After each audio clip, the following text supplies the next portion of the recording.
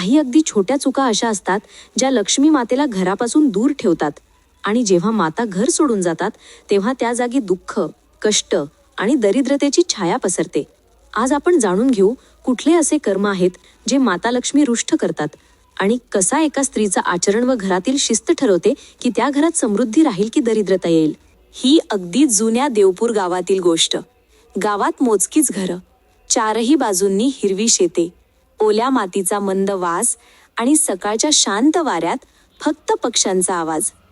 गावाच्या मध्यभागी एक साधंसं पण प्रसन्न घर होतं. मालक सेठ देवदत्त. फार मोठा जमीनदार नव्हता, पण प्रामाणिक, कष्टाळू आणि सरळ. गावातले सगळे त्याला मानानं सेठजी म्हणून हाक मारत. धान्याचा छोटा व्यापारी, पण देवाच्या कृपेने काम वाढत होतं. पहाट व्हायच्या आधीच देवदत्त गाड्यावर पोती लोड करून बाजाराच्या वाटेला निघायचा आणि संध्याकाळी परतायचा तेव्हा उंबरठ्यावर त्याची बायको मनोरमा त्याचा हसत मुखानं स्वागत करायची. मनोरमा शांत, संयमी आणि घर सांभाळण्यात विलक्षण निपुण. चेहऱ्यावर साधेपणा, कपाळावर कुंकवाचा नाजूक ठिपका, साडीचा पदर डोक्यावर. तिचा ठाम विश्वास. घराची खऱ्या अर्थानं शोभा ही स्वच्छतेत, देवभक्तीत आणि मनाच्या निर्मळतेत असते. म्हणूनच मनोरमा रोज पहाटे उठून अंगण झाडायची, तुळशीसमोर उभी राहून पाणी अर्पण करायची आणि नंतर चुलीजवळ स्वयंपाकाची तयारी करायची. तिचा दिवस म्हणजे साधेपणातली भक्ती आणि भक्तीतलं अनुशासन. गावच्या बायका कुजबुजत म्हणायच्या, "अगं, सेठ देवदत्तांच्या घरात तर लक्ष्मी आई स्वतः राहते हो." देवदत्त आणि मनोरमा यांना एकच मुलगा, कार्तिक. साधारण 20 वर्षांचा तरुण, पण आई-वडिलांच्या संस्कारांनी भरलेला. दिवसभर तो वडिलांच्या कामात हातभार लावायचा आणि रात्री अंगणात आईजवळ बसून तिच्या गोष्टी ऐकत बसायचा. तो म्हणायचा, "आई, तू तुळशीपाशी दिवा लावतेस ना, तेव्हा खरंच वाटतं की या घरात देवी उतरलीये." मनोरमा हसून म्हणायची, "बाळा, देवी त्या घरात बसते जिथं स्वच्छता, शिस्त आणि सच्च मन असतं." वेळ सरकत गेला. देवदत्ताचा व्यापारात नाव वाढत गेलं. घरात समाधान, देवभक्ती आणि शांतता होती. पण नशीब कधी कसली तिरकी वळणं घेईल सांगता येत नाही. एके दिवशी मनोरमाला ताप आला. 2 दिवस विश्रांती घेतली की उतरेल असं वाटलं, पण ताप दिवसेंदिवस वाढला.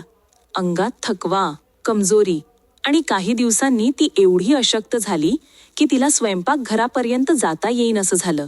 देवदत्तानं गावच्या वैद्याला बोलावलं. वैद्याने काढा दिला, सांगितलेली औषधी दिली, पण उपयोग नाही. दिवसागणिक मनोरमाची तब्येत खालावत गेली. आधी जे घर सकाळच्या घंटानादानं देवपूजनं भरलेलं असायचं, तिथं आता सन्नाटा पसरू लागला. देवदत्त रात्री अंगणात बसून आकाशात पाहू लागला. मनात विचार, मी कोणाचं मन दुखावलं का? माझ्या कमाईत काही चुकीचं तर नव्हतं. तो मनातल्या मनात म्हणायचा, "लक्ष्मी आई, चूक झाली असेल तर माफ कर." पण उत्तर फक्त मंद वाऱ्याचा आवाज. कार्तिक दिवसभर आईजवळच बसू लागला. काढा बनवायचा, डोकं चोळायचा, आईला धीर द्यायचा. त्याच्या मनात एक गोष्ट स्पष्ट झाली, घराची नीव म्हणजे आईच. मनोरमा आजारी पडताच घराचा सगळा क्रम बिघडू लागला. रोज चमकणारी भांडी चमकणं बंद झालं. अंगणात झाडू मारणं अनियमित झालं. स्वयंपाकाच्या जागी उरलेली भांडी राहू लागली. तुळशीपाशी दिवा कधी लागायचा, कधी नसायचा. जी शिस्त घराची ओळख होती ती हळूहळू कमी होऊ लागली. एका रात्री देवदत्त मनोरमाच्या शेजारी बसला. काही वेळ शांत राहिला आणि म्हणाला, "मला वाटतं आपण कार्तिकचं लग्न करायला पाहिजे."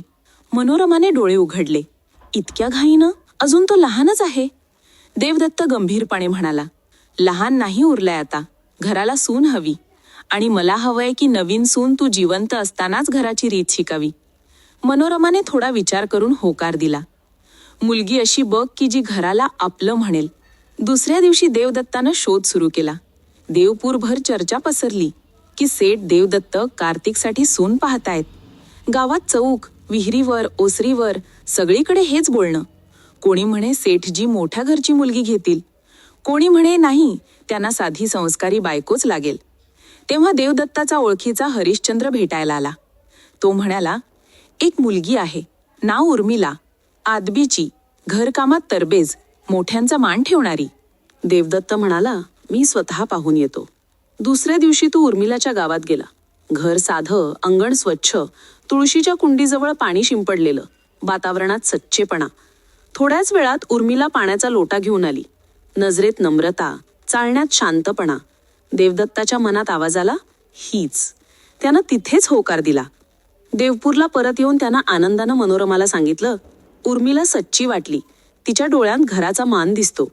मनोरमा शांतपणे म्हणाली, जिथं मन योग्य वाटतं तिथंच निर्णय चांगला असतो. काही दिवसात लग्न ठरलं. साधेपणात पण जुन्या रीतिरिवाजांसह विवाह झाला. उर्मिला देवपूरमध्ये सून म्हणून आली. पहिले काही आठवडे तर घरात नवसंजीवनीच आली. उर्मिला पहाटे उठून अंगण झाडायची, तुळशीला नमस्कार करायची, चुलीजवळ दिवा लावून स्वयंपाकाची तयारी करायची. मनोरमाच्या चेहऱ्यावर बऱ्याच दिवसांनी खरा आनंद दिसला. तिच्या मनात विचार, या घरात पुन्हा लक्ष्मीआई येऊन राहायला लागलीये. पण दिवस गेले तसे उर्मिलाच्या सवयी बदलू लागल्या. काळ पुढे सरकला आणि उर्मिलाच्या सवयींमध्ये छोट्या पण गंभीर बदल दिसू लागले. सुरुवातीला ती पहाटे उठायची, पण आता सूर्योदय होऊनही अंगणात शांतता असायची. एक सकाळ मनोरमा तुळशीपाशी पाणी घेऊन गेली तर तिनं पाहिलं, झाडू कोपऱ्यात पडलेला, अंगणात सुकलेली पानं इकडे तिकडे पसरलेली आणि उर्मिला अजूनही गाढ झोपलेली. मनोरमा आत जाऊन म्हणाली, बाई, आता ऊन अंगणात आला आहे, उठ न ग. घराची चैतन्य पहाटेच्या स्वच्छतेनं सुरू होतं. उर्मिलानं डोळे चोळत म्हटलं, आज खूप थकवा आहे, थोडा वेळ पडू दे.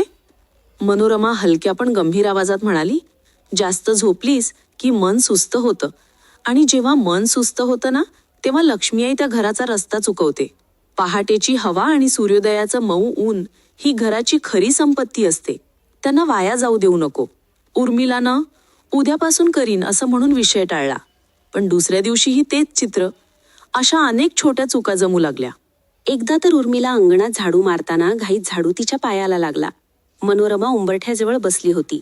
तिनं हे पाहताच आवाजात कळकळ घेत म्हटलं, उर्मिला, झाडूला पाय लागू देऊ नको. झाडू म्हणजे लक्ष्मीआईची कृपा. त्याचा आदर नसेल तर घरातलं सौख्यही निसटतं. उर्मिला हसली. अगं आई, हा फक्त झाडू, चुकून लागला पाय, एवढा गोंधळ कशाला? मनोरमानं झाडू उचलून नीट लावला आणि शांत पण ठाम स्वरात सांगितलं, लहान चूक मोठं नुकसान करून जाते. झाडू कचरा काढतो, वाईट विचारांना दूर करतो. त्याचा अपमान म्हणजे बरकतीला दूर करणं. उर्मिलानं हे गांभीर्यानं घेतलं नाही. स्वच्छतेकडे तिचं दुर्लक्ष वाढलं. एकदा जेवण झालं आणि सगळ्यांनी खाऊन उठल्यानंतर ती थकल्यामुळे उरलेली भांडी तसेच चुलीजवळ ठेवून झोपायला गेली. रात्री मनोरमा पाणी प्यायला उठली. तिला स्वयंपाकघरात वास, तेलाचे डाग आणि उरलेल्या भांड्यांचा ढीग पाहून ती छातीत हात घालून उभी राहिली. रात्र शांत, पण घरात त्या घाणीची नकारात्मक सावली जणू पसरली होती. सकाळी तिनं उर्मिलाला शांत आवाजात सांगितलं, बाई, स्वयंपाकघर म्हणजे अन्नपूर्णेचं स्थान. तिथं रात्री घाण सोडली की घरात अंधारी शक्ती बोलावल्या जातात. उरलेली भांडी रात्रभर ठेवलीस की सुखही उंबरठ्याबाहेरच थांबतं. उर्मिला कंटाळून म्हणाली, आई, उठल्यावर धुवून टाकलं असतं, एवढं का? मनोरमानं खोल उसासा टाकून सांगितलं, संध्याकाळचं काम सकाळी ढकललं की नशीबही ढकललं जातं. स्वच्छ स्वयंपाकघरातूनच आनंदाची पहाट उगवते. पण उर्मिलाच्या नजरेत तुच्छता होती. एकदा तर खूप मोठी चूक झाली. संध्याकाळची वेळ होती. सूर्य मावळत होता. घरात दिवा लावायची वेळ. आणि त्यावेळी उर्मिलानं झाडू उचलून अंगणात झाडायला सुरुवात केली. मनोरमा आतून धावत आली. आवाजात घाई, उर्मिला, संध्याकाळी झाडू मारत नाहीत ग. यावेळी लक्ष्मीआई घरात प्रवेश करते. तू झाडू मारलास की तिच्याच पावलांना बाहेर ढकलतेस. उर्मिला न थांबता म्हणाली, दिवसा वेळ मिळत नाही आई, मग संध्याकाळी करावं लागतं. धूळ किंवा वेळ यात काय फरक? मनोरमा उंबरठ्याशी उभी राहून ठामपणे म्हणाली, फरक पडतो. बरकत फक्त पैशातून नाही येत, तर आपल्या सवयींच्या शिस्तीतून येते. संध्याकाळी झाडू मारलास तर लक्ष्मी आईचा आशीर्वाद बाहेर जातो. उर्मिलानं तीच झाडू तिथे ठेवली, पण चेहऱ्यावर उपहास. आई, मी तुमचा मान ठेवते, पण आता काळ बदलला. लोक हे नियम पाळत नाहीत, ती म्हणाली. मनोरमा शांतपणे म्हणाली, काळ बदलू शकतो, पण घराची नीव कधी बदलत नाही. जो परंपरेला धरून राहतो त्याचं घर स्थिर राहतं. आता मोठी घटना घडली. एका दिवशी जेवण झाल्यावर उर्मिलानं उरलेली भांडी स्वयंपाकघरातल्या चुलीवरच ठेवली. मनोरमा आत आली आणि ते दृश्य पाहून थिजलीच. ती म्हणाली, बाई, चूल म्हणजे अन्नपूर्णेचं आसन. तिथं उरलेली भांडी ठेवलीस तर देवीच्या आसनालाच घाण केलीस. उर्मिला वर न बघताच म्हणाली, जागा नव्हती म्हणून तिथे ठेवली, थोड्या वेळात धुवून टाकते. मनोरमा कठोर पण मृदू आवाजात म्हणाली, स्वयंपाकघरातली पवित्रता सर्वात महत्वाची. चुलीजवळ घाण राहिली की घरात अस्थिरता येते आणि लक्ष्मी आईची कृपा कमी होते. उर्मिला पुन्हा हसली. आई, तुम्ही सगळीकडे देवी शोधता. मी जेवण बनवलं ना, आता थोडा वेळ भांडी राहिली तर त्यात काय प्रलय येणार? मनोरमा शांत झाली, पण तिच्या मनात निराशेची पुटं वाढत गेली. दिवस जाऊ लागले आणि घरातलं वातावरण बदलत गेलं. आधी पहाटे घंटानाद, तुळशीचा सुगंध, चुलीजवळ दिव्याचं तेज सगळं गायब होऊ लागलं. आता बहुतेक वेळ अंगणात धूळ, तुळशीपाशी कोरडी माती, स्वयंपाकघरात उरलेली भांडी. देवदत्ताला हे सगळं दिसत होतं. व्यापारातही विचित्र बदल दिसू लागला. जुन्या व्यवहारांत तोटा, पोत्यांत कीड, ग्राहकांनी पाठ फिरवणं. देवदत्त रात्री हिशेब पाहत बसायचा, पण आकडेमोड जुळेना. एक संध्याकाळी तो म्हणाला, ऐक, घरात बरकत नाही उरली. जसं काही अनाकलनीय ओझं आहे. मनोरमा शांतपणे म्हणाली, बरकत तेव्हाच जाते जेव्हा घरातली पवित्रता राहत नाही. लक्ष्मी आई त्या घरात थांबत नाही जिथं घाण आणि दुर्लक्ष वाढतंय. देवदत्त पुढे काही बोलला नाही, पण दोघांच्या नजरा उर्मिलाकडे वळल्या. उर्मिला हे सगळं पाहत होती, पण तिनं ते मनावर घेतलं नाही. एकदा देवदत्त चिडून म्हणाला, काय चाललंय हे सगळं? व्यापार कोसळतोय, घरात चैतन्य नाही. उर्मिलानं सहज म्हणाली, बाबा, हे फक्त वेळेचं फेरफार आहे. व्यापारात चढउतार असतात. देवदत्ताचे डोळे रागानं लाल झाले. नाही बहू, हे फक्त व्यापार नाही. ज्या घरात बायका घराच्या नीतीला विनोद समजतात तिथं लक्ष्मी आई थांबत नाही. त्या दिवसापासून घरात ताण वाढला. भांडी फुटू लागली, दिवे विजू लागले, कोपऱ्यात झाडू पडलेला राहिला. मनोरमा आता बहुतेक वेळ तुळशीपाशी बसून प्रार्थना करू लागली, लक्ष्मी आई काहीतरी स्वतः कर. एके रात्री जोराचा वारा सुटला आणि अंगणातला दिवा अचानक विझला. त्याचवेळी गोदामातून बातमी आली, सेठजी, धान्याच्या गोदामाला आग लागली. देवदत्त धावत गेला. गावकरीही आले, पण अर्ध धान्य आगीत जळून गेलं. देवदत्त तिथेच बसला, दोन्ही हात डोक्यावर ठेवून पुटपुटला. लक्ष्मी आईनं खरंच पाठ फिरवली. त्या रात्री घरात एकही शब्द उच्चारला गेला नाही. देवदत्ताच्या मनात आता एकच विचार पक्का झाला, कडक निर्णय घ्यायची वेळ आली. एक संध्याकाळी तो घरात आला, चेहऱ्यावर राग, आवाजात दुःख. अंगणात बसून गरजून म्हणाला, पुरे झालं, आणखी हे सहन करू शकत नाही. मनोरमाने विचारलं, काय झालं आता? देवदत्त थरथरात म्हणाला, काम, इज्जत, व्यापारी नाव सगळं नष्ट झालं आणि मला माहीत आहे याचं कारण काय आहे. त्याची नजर सरळ उर्मिलाकडे गेली. उर्मिला घाबरून म्हणाली, माझ्यामुळे काय झालं? देवदत्त कणखर आवाजात म्हणाला, तू घराचं रूप बदलवून टाकलंस. ना स्वच्छता, ना देवाभाव, ना पहाटेचा दिवा. ज्या दिवशी तू या उंबरठ्यातून आलीस त्या दिवसापासून घराचं भाग्य उतरलं. उर्मिलाच्या डोळ्यांतून अश्रू वाहू लागले. मी कोणाचं वाईट केलं नाही बाबा, फक्त माझ्या पद्धतीनं जगले. पूजा थोडी उशिरा झाली, अंगण कधी उशिरा झाडलं, एवढ्याने एवढं मोठं संकट येतं का? देवदत्त कडकपणे म्हणाला, घराची नीव म्हणजे स्त्रीचे कर्म. ती ढासळली की संपूर्ण घर कोसळतं. आता एका गोष्टीचा निर्णय झाला, या घरातून जा. उर्मिला हादरली. रडत ती मनोरमाकडे पाहत म्हणाली, आई, खरंच माझ्यामुळेच हे सगळं? मनोरमाच्या डोळ्यात अश्रू, पण शब्द हरवले. देवदत्त कठोरपणे म्हणाला, मन आणि घर दोन्ही स्वच्छ कर, तोपर्यंत हा उंबरठा ओलांडू नको. उर्मिलानं मान झुकवली. एक शब्द न बोलता ती त्या उंबरठातून बाहेर पडली, ज्या उंबरठातून कधीकाळी फुलांच्या सजावटीतून तिनं गृहप्रवेश केला होता. आता अंगावर फक्त चुरगाळलेली साडी, डोळ्यांत अश्रू आणि मनात एक प्रखर निश्चय, लक्ष्मी आईची माफी मी मिळवेन. रात्रीचा अंधार, गावाबाहेरचा दाट रान, चंद्रप्रकाश फांद्यांत अडकलेला. उर्मिला रडत रडत चालत राहिली आणि एका जुनाट वडाच्या झाडाखाली बसली. हात जोडले आणि प्रतिज्ञा केली, लक्ष्मी आई, दर्शन होईपर्यंत मी अन्न पाणी स्पर्श करणार नाही. दिवस गेले. भूकानं अंग थरथरू लागलं, पण तिचा निर्धार ढळला नाही. तिसऱ्या दिवशी सूर्योस्ताच्या सुमारास अचानक आजूबाजूला सोनेरी प्रकाश पसरू लागला. त्या सोनेरी प्रकाशानं रानातला अंधार जणू मागे हटवला. उर्मिलानं डोळी उघडले तर तिच्यासमोर एक दिव्यमय आभा उभी होती. शांत स्वर, पण सामर्थ्याने भरलेला आवाज ऐकू आला, उर्मिला. तिचे हात थरथरले. ती घाईघाईनं उठली. लक्ष्मी आई, खरंच तुम्ही माझ्या समोर? प्रकाशातून एक सौम्य रूप दिसू लागलं. चेहऱ्यावर करुणा, डोळ्यात तेज. हो, आली आहे. तुझ्या आर्ता हाकेनं, तुझ्या पश्चातापानं मला इथे खेचून आणलं. सांग, तू इतकी व्याकुळ का झालेली? उर्मिला जमिनीवर नतमस्तक झाली. अश्रूंनी भरलेल्या आवाजात म्हणाली, आई, माझ्यामुळं सगळं नष्ट झालं. मी स्वच्छतेकडे दुर्लक्ष केलं, उरलेली भांडी तसेच ठेवली. पहाटे झोपून राहिले. चुलीजवळ घाण राहू दिली. तुळशीपाशी दिवा लावण्यात ढिलाई केली. संध्याकाळी झाडू मारला. बाबांनी घरातून काढलं कारण मी तुमच्या परंपरांचा आदर केला नाही. लक्ष्मी आई शांतपणे म्हणाली, उर्मिला, घर उद्ध्वस्त करणाऱ्या सर्व चुका सांगते तुला. लक्षात ठेव आणि कधी विसरू नको. आईनं उजवा हात वर केला आणि तिचा आवाज जणू आकाशातून घुमू लागला. पहिली चूक, झाडूला पाय लागू देणं. झाडू म्हणजे स्वच्छतेचं साधन, बरकतीचे दार उघडणारं चिन्ह. त्याच्यावर अनादर केला की घरात अशांती येते. दुसरी, चुलीजवळ उरलेली भांडी ठेवणं. चूल म्हणजे अन्नपूर्णेचं आसन. तिथं घाण राहिली की देवीचं आसन दूषित होतं आणि सुख दाराबाहेर थांबतं. तिसरी, उंबरठ्याशी बसून खाणं. उंबरठा म्हणजे स्वागताचं स्थान. तिथं अन्न खाल्लं की उंबरठ्याची पवित्रता नष्ट होते. शुभशक्ती घरात प्रवेश करू शकत नाही. चौथी, संध्याकाळी झाडू मारणं. यावेळी मी घरात येते. झाडून बाहेर काढलं तर मीही परत फिरते. पाचवी, पहाटे उठण्यात ढिलाई. सूर्योदय होण्याआधी उठून अंगण, तुळशी, स्वयंपाकाची जागा स्वच्छ केली की घरात तेज वाढतं. आलस्य घराची ऊर्जा खाते. सहावी, अंगणात हाण राहू देणं. धूळ, कचरा, वास, जमिनीवरचे डाग हे नकारात्मकता वाढवतात आणि मी अशा घरात तग धरू शकत नाही. सातवी, उरलेली भांडी रात्री ठेवणं. रात्र म्हणजे शांतता आणि रक्षण. घाण राहिली तर अंधारी शक्ती जागृत होतात.